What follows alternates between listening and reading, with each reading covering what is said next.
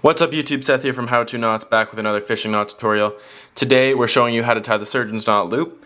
You have this little leader here. You could have any worm harness, any hooks. A lot of them come with this little loop at the top, right? And you're thinking, what do I tie around this? If you don't have a swivel on, what do I do, okay?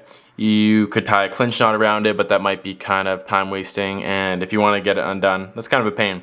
So let's teach you the surgeon's knot loop. The applications for this aren't just for a leader, they're for anything, so let me show you. It's kind of like the Palomar knot, and yeah, instead it makes a loop at the end of your rope. So we're going to start like this, okay? We're just going to make a little loop here and we're going to cross it over. So what we're going to do is we're just going to tie an overhand knot. Everyone should know what an overhand knot is.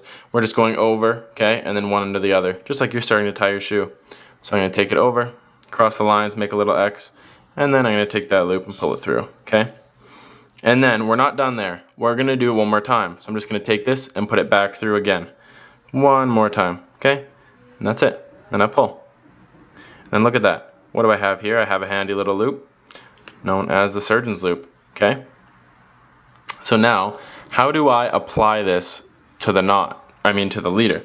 First, let me show you how to tie it with a rope, because the fishing knot's kind of hard to see. So a rope might be a better application of how you can figure out how to really tie the surgeon's loop. So, I have this rope here, and I'm going to show you how to tie the surgeon's loop with the rope, okay? It starts like this, okay?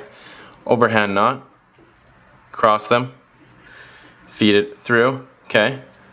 And normally you would pull. Instead, surgeon's loop, one more time, okay? Through, and then I pull. It might not tighten with this big rope, but that's the knot right there, okay? One and then a second one, okay? That's how we made this loop, okay? Let me trim my tail end here, then I'll show you how to apply it to a hook. Okay, perfect. We have our loop. What do we do, right? We got a loop on a loop, okay? How do I do this? I'm going to pinch the end here, okay? And I feed this loop through this loop. Feed it through. Okay, well now what do? I have a loop through a loop. I'm going to open this loop up, okay? And I'm going to feed the entire hook through it, okay? I'm going to feed the whole hook, and the entire lure and leader through that, okay? You can see that, okay? So now, there you go. All I'm going to do is pull. And look at that. If you can see that, it almost looks like a Palomar. It's just like the end of the way that a Palomar cinches on to the leader. And there it is.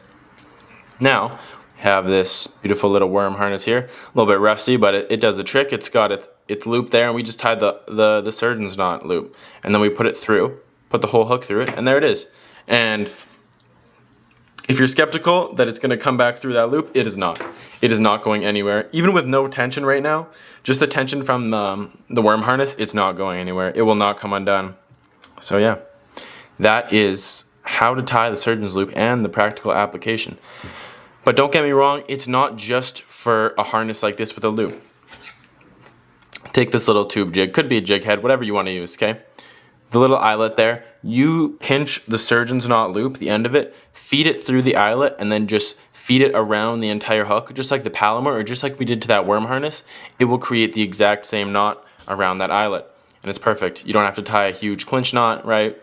It's super easy, super fast, and then you can get it undone if you just work it with your fingers and just pull it out, and then reverse the how you did it. So reverse, take the knot around the whole the lure there. But a fish won't be able to do that, and it definitely won't happen in the water with tension. But yeah, it's just a great knot to know. It also is just a great knot for a loop at the end of your fishing line. I don't know what you might be doing with that, but if you're doing something, there you go. If you like this tutorial, make sure to like, subscribe to How To Knots for more fishing tutorials. Let us know in the comments below what else you want to see, because we love making this fishing content for you guys, because yeah, it's one of our passions. So thanks. We hope you have a blessed day, and we'll see you in the next tutorial.